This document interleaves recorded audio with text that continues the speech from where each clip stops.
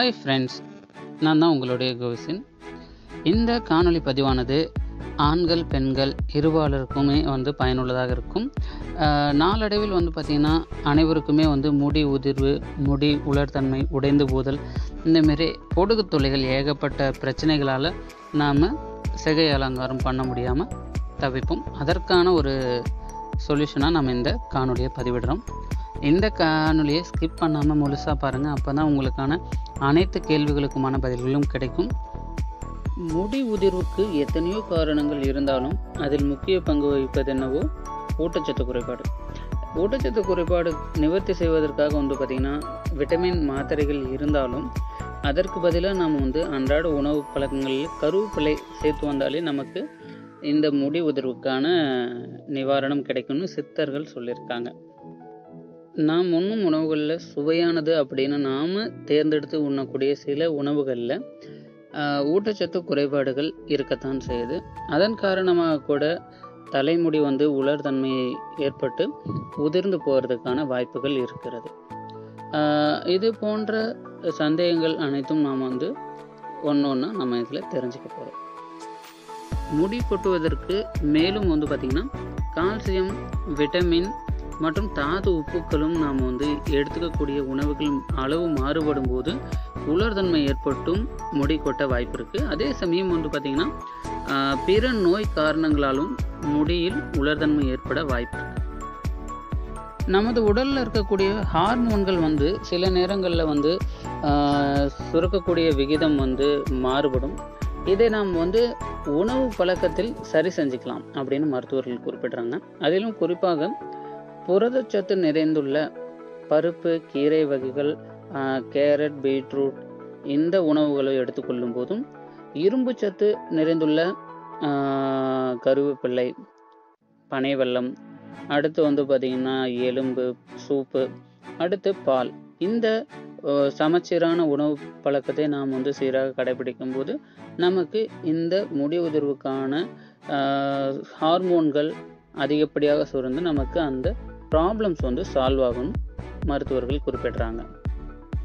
இதுவரை நாம் பார்த்த தகவல்கள் ஆரோக்கியம் சம்பந்தமான தகவல் குறிப்புகளை பார்த்தோம். இப்போ நாம் நம்மளுடைய கூந்தலுக்கு செய்யக்கூடிய தவறுகள், இடையூறுகள் என்ன அப்படிங்கிறத பார்ப்போம். குளிப்பதற்கு முன்னாக நாம் நம்மளுடைய தலைமுடியில் இருக்கக்கூடிய சிக்கல், அது ஆண்களாகட்டும் சரி பெண்களாகட்டும் சரி, சிக்கல் சரியாக எடுத்த பின்பு நாம் பயன்படுத்தலாம் குளியல் முறையை. அதே சமயம் குளிக்கும்போது நம்மளுடைய ஷாம்பு, நம்மளுடைய ஹேருக்கு என்ன ஷாம்பு செட் ஆகுதோ அந்த ஷாம்பை மட்டும் நாம் பயன்படுத்தலாம். ரிப்பீட்டடாக ஒரே ஷாம்பை மட்டும் ஃபாலோ பண்ணலாம். வெவ்வேறு ஷாம்புவை நம்ம யூஸ் பண்ணும்போது நம்ம ஹேரை நாமளே டேமேஜ் பண்ணுறதுக்கு சமம். அதனால் நம்ம பார்த்திங்கன்னா குளித்து ஷாம்பு போட்டுக்கும்போது அதிகப்படியான நீர் விட்டு நம்மளுடைய தலைமுடியை நல்லா அலசணும். ஏன்னா அதிகப்படியான நுரை வந்தால் தான் நமக்கு ஹேர் கம்ப்ளீட்டாக க்ளீன் ஆகும் அப்படிங்கிற எண்ணம் யாருக்கும் வேண்டாம். நேச்சுரல் மெத்தடில் நிறைய ஷாம்பூஸ் பார்த்திங்கன்னா இன்றைக்கி கடைகளில் நமக்கு கிடைக்குது. அதை நாங்கள் வாங்கி பயன்படுத்தும் போது கூட நம்ம ஹேரை கம்ப்ளீட்டாக நம்ம க்ளீன் பண்ண முடியும். தலைக்கு நாம் குளிக்கும்போது கண்டிஷனரை பயன்படுத்துவது முக்கியமான ஒன்று. நம்ம கண்டிஷனர் பார்த்திங்கன்னா முடியினுடைய வேர்பகுதிகளை விட நுனிப்பகுதிகளில் நம்ம பயன்படுத்தலாம் தடவி. அதன் பின்பு பார்த்திங்கன்னா நம்மளுடைய ஷாம்பு போட்டு நம்ம நல்லா வாஷ் பண்ணிடலாம். அதன் பிறகு நாம் பார்த்திங்கன்னா 1 கப் வினிகர் ப்ளஸ் 1 கப் தண்ணீர் ரெண்டையும் நல்லா மிக்ஸ் பண்ணி அதை நம்மளுடைய முடியில் எல்லா பக்கத்துலையும் நம்ம அப்ளை பண்ணும்போது ஷைனிங்காகவும் பளபளப்பாகவும் நம்மளுடைய முடி தெரியும். தலைமுடிக்காக நாம் பயன்படுத்தக்கூடிய கண்டிஷனரில் மருதாணி ஒரு சிறந்த கண்டிஷனர். மருதாணியை நாம் பயன்படுத்திய பிறகு ஷாம்பு போட்டு அலசுவது நல்லதல்ல. அது முடி உதிர்வுக்கு காரணமாக இருக்கும். அதற்கு பதிலாக நம்ம முதல் நாள் நல்லா ஷாம்பு போட்டு நம்ம தலையை உலர வச்சு நல்லா உலர்த்தின பின்பு அடுத்த நாள் மருதாணி கண்டிஷனரை நம்ம தலைமுடியில் அப்ளை பண்ணும்போது நமக்கு நல்ல ஒரு ரிசல்ட் கிடைக்கும். மருதாணி கண்டிஷனரை நம்ம வந்து வெறும் தண்ணீரையும் நம்ம அலசிடலாம் ஃபுல்லாக. குளித்து முடித்த பிறகு தலைமுடியை நம்ம வந்து உடனே சீப்பால் சீவவும் கூடாது. அதே போல் வந்து வேகமாக டவல் வச்சு நம்ம துவட்டவும் கூடாது. இந்த 2 காரணத்தினால நமக்கு முடி வந்து பலகீனமாகி உதிரக்கூடும்.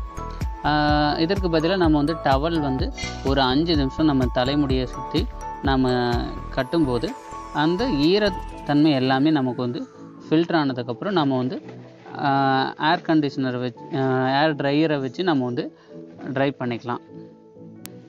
ஹேர் ட்ரையரை நம்ம வந்து முடியோட நுனிப்பகுதியை விட அடிபாகத்தில் அதிகம் காட்டுவது நல்லது.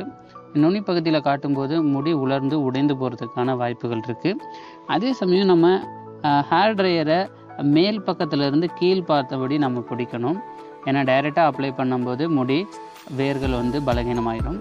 அதுக்கு அடுத்ததாக வந்து பார்த்திங்கன்னா நம்மளுடைய உலர்ந்த முடி கொண்ட நபர்கள் வந்து அடிக்கடி வந்து குளிக்க வேணாம் தலைக்கு.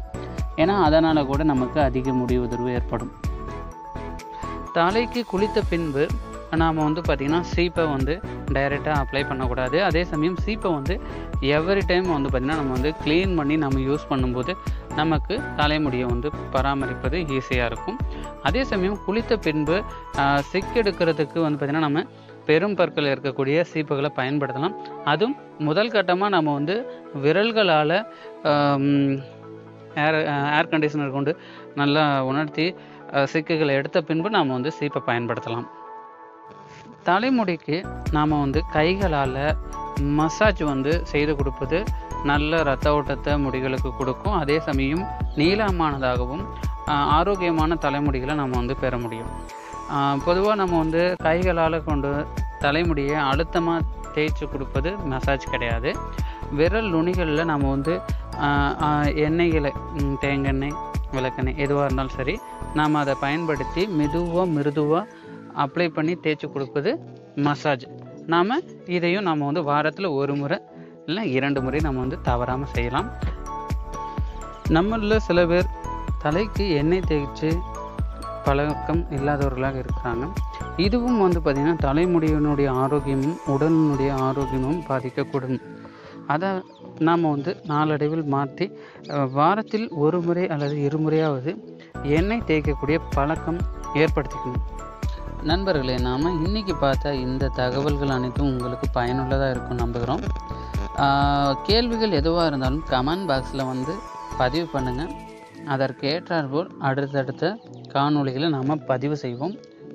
இந்த காணொளி பிடிச்சிருந்தால் லைக் பண்ணுங்கள், நண்பர்களோடு ஷேர் பண்ணிக்கோங்க. மறக்காமல் சப்ஸ்கிரைப் பண்ணி பெல் ஐக்கானை ப்ரெஸ் பண்ணுங்கள். அப்போ தான் அடுத்தடுத்த வீடியோக்கள் உங்களுக்கு உடனடியாக அப்டேட் ஆகும். மேலும் அடுத்ததாக வீடியோவில் நாம் வந்து வேப்பிலையை பற்றின குறிப்புகளை தெரிஞ்சுக்கலாம். அதுவரை உங்களிடமிருந்து விடைபெறுவது உங்கள் கோவிசன். Tata, bye bye.